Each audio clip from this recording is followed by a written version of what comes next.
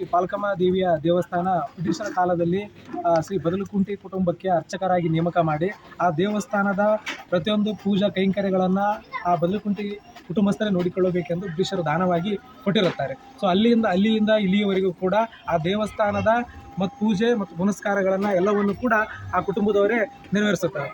ಮತ್ತು ಈ ದೇವಿ ವಿಶೇಷತೆ ಏನಂತಂದರೆ, ಮನುಷ್ಯ ಹುಟ್ಟಲಿಂದ ಸಾಯೋವರೆಗೂ ಸತ್ತ ಮೇಲೆ ಕೂಡ ಬಂದರೂ ಕೂಡ ಒಂದು ಗಣಜಿಲಿಗೆ ಅಥವಾ ತಟ್ಟು ಅನ್ನೋಂತ ನಾವೇನು ಕರಿತೀವಿ, ಪ್ರತಿಯೊಂದು ಮನುಷ್ಯನಿಗೂ ಕೂಡ ಅದು ಬಂದೇ ಬರುತ್ತೆ. ಆದರೆ ಅದನ್ನು ನಿವಾರಣೆ ಆಗೋಕ್ಕೆ ಯಾವುದೇ ರೀತಿ ವೈದ್ಯಕೀಯದಿಂದ ಆಗೋದಿಲ್ಲ. ಅದು ಈ ತಾಯಿಯ ಶಕ್ತಿಯಿಂದನೇ ಅದು ನಿವಾರಣೆ ಆಗೋದು. ಪ್ರತಿಯೊಬ್ಬ ಮನುಷ್ಯ ಕೂಡ ಹುಟ್ಟಿನ ಸಾಯುವವರೆಗೂ ತಟ್ಟು ಅಥವಾ ಗಣಜಿಲಿಗೆ ಬಂದರೆ ಅದು ಈ ಅಮ್ಮನ ಆಶೀರ್ವಾದದಿಂದಲೇ ಅದನ್ನು ನಿರ್ಮೂಲನೆ ಆಗುತ್ತದೆ ಅಂತ ನಾನು ಹೇಳುತ್ತೇನೆ. ನಮ್ಮ ಹೆಸರು ವೀರೇಶ್ ಕುಮಾರ್, ಲಿಂಗ್ಸೂರು. ರಾಯಚೂರು ಜಿಲ್ಲೆಯ ಲಿಂಗಸೂರು ತಾಲೂಕಿನ 11ನೇ ವಾರ್ಡಿನ ದೇವಸ್ಥಾನ ಇರೋದು ಶ್ರೀ ಪಾಲ್ಕಮ್ಮ ದೇವಿ ದೇವಸ್ಥಾನ. ಈ ದೇವಸ್ಥಾನ ಪ್ರತಿ ವರ್ಷ ಯುಗಾದಿ ಹಬ್ಬದಂದು ವಿಜೃಂಭಣೆಯಿಂದ ಜಾತ್ರೆ ಮಹೋತ್ಸವ ನಡೀತದೆ. ಅಮ್ಮ ಮೆರವಣಿಗೆ ಮೂಲಕ ಗುಡಿಗೆ ಬಂದು ಅಮ್ಮನ ಸೇವೆ ಮಾಡಿ ಎಲ್ಲರೂ ದೀಪ ಬೆಳಗಿಸಿ ಪೂಜೆ ಎಲ್ಲ ಮುಗಿಸಿದ ಮೇಲೆ ಅಮ್ಮಂದು ಮಧ್ಯಾಹ್ನ ಪ್ರಸಾದ ಸೇವೆ ಇರುತ್ತದೆ.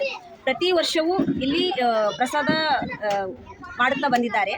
ಹಂಗಾಗಿ ಎಲ್ಲರೂ ಭಾಳಷ್ಟು ಜನ ಇಲ್ಲಿ ಭಕ್ತಾದಿಗಳೆಲ್ಲ ಪ್ರಸಾದಕ್ಕೆ ಸಹಾಯನೂ ಮಾಡ್ತಾರೆ. ಆಮೇಲೆ ದಸರಾ ಟೈಮಲ್ಲಿ ಅಮ್ಮಗ ಉಡಿ ತುಂಬುವ ಕಾರ್ಯಕ್ರಮವನ್ನು 9 ದಿನ ವಿಜೃಂಭಣೆಯಿಂದ ನಮ್ಮ ಏರಿಯಾದ ಮಹಿಳೆಯರು, ಕೆಲವು ಏರಿಯಾಗಳಿಂದ ಮಹಿಳೆಯರು ಬಂದು ತುಂಬ ವಿಜೃಂಭಣೆಯಿಂದ ಸಂಭ್ರಮದಿಂದ ಆಚರಿಸುತ್ತೇವೆ. 9 ದಿನ 9 ಥರದ ಅವತಾರ ಮಾಡಿ, 9 ಥರ ಸೀರೆ ಉಡಿಸಿ, 9 ದಿನ ಅಲಂಕಾರ ಮಾಡಿ ಹೆಣ್ಮಕ್ಳು ಸಂಭ್ರಮದಿಂದ ಈ ಅಮ್ಮನ ಸೇವೆಯನ್ನು ಮಾಡ್ತೇವೆ ಎಲ್ಲರೂ. ಆಮೇಲೆ ಇಲ್ಲಿ ಅಮ್ಮಗ ಎಲ್ಲರೂ ಹೆಣ್ಮಕ್ಳು ಭಾಳಷ್ಟು ಏರಿಯಾದಿಂದ ಬಂತು, ಆಮೇಲೆ ಕೆಲವೊಂದು ಏರಿಯಾದಿಂದ ಬಂತು. ಅಮ್ಮ ಎಲ್ಲರೂ ಬಂದ್ಕಿಸಿ ವಿಜೃಂಭಣೆಯಿಂದ ಮಾಡಿ ಮತ್ತು ಅಮ್ಮನ ಸೇವೆಯಿಂದ ಭಾಳಷ್ಟು ಲಾಭವನ್ನು ಪಡೆದಿದ್ದಾರೆ. ಅಮ್ಮ ಯಾರಿಗೂ ಕೈ ಬಿಟ್ಟಿಲ್ಲ, ಎಲ್ಲರನ್ನೂ ಕೈ ಹಿಡಿದು ಮುನ್ನಡೆಸುತ್ತಾಳೆ ತಾಯಿ. ಈ ತಾಯಿ ಬಗ್ಗೆ ಎಷ್ಟು ಹೇಳಿದರೂ ಕಮ್ಮಿ ಇಲ್ಲಿ.